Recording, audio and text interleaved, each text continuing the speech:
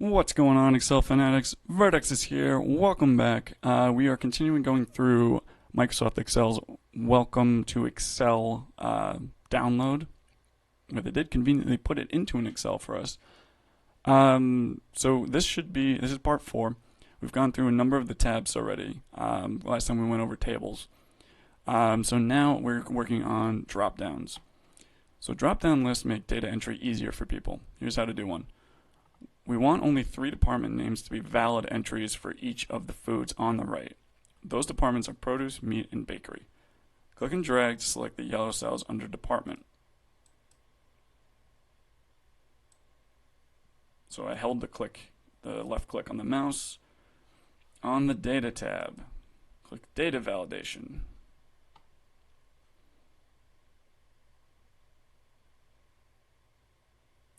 These are so small. There you are. Click data and then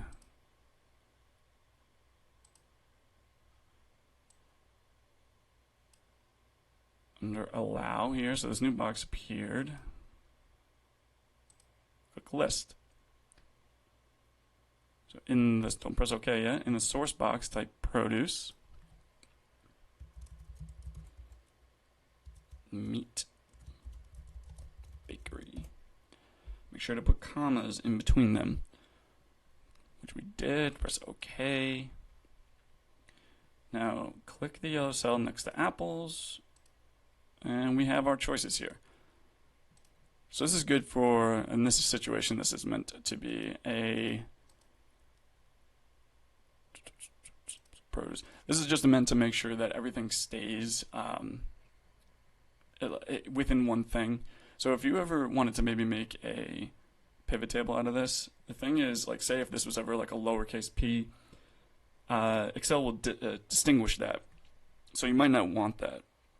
So this kind of helps ensure that nobody, when you're filling something like this in, make sure they're not writing in something that you don't want for categorical purposes. So this is pretty helpful to help you stay organized. So that was drop downs. Analyze data quickly. Here's how to analyze data so that you can spot patterns and trends quickly.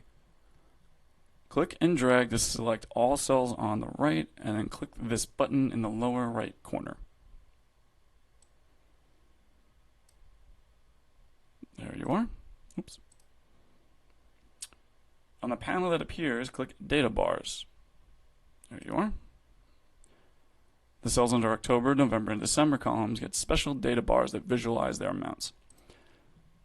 Yep, so this is like conditional formatting. You can actually find this here on the Home tab, click Conditional Formatting, and the data bars is right here. So there's other things you can use, like heat maps, come up with certain rules of a numbers.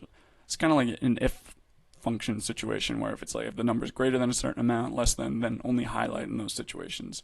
That's when conditional formatting really helps. So let's go back to the instructions. Now if you want to get rid of the bars, highlight again, click that button. On the panel that appears, click Clear Format. Oh, right here, with the eraser. Cool, that is a shortcut as well. Charts, get charts recommended for you. Now we went over this in one of their tips and tricks. But I didn't really like it.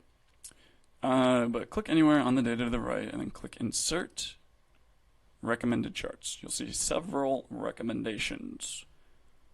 Like the second one on the left called Clustered Columns. And press OK.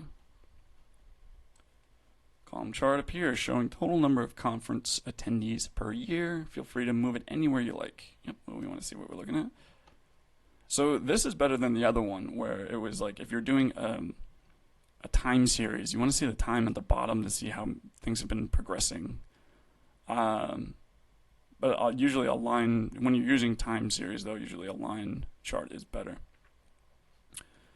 You can add a trend line here so you can see if there's a pattern or trend, literally. Chart tools. Huh. I'm just about to run out of time, so I will continue this in the next video.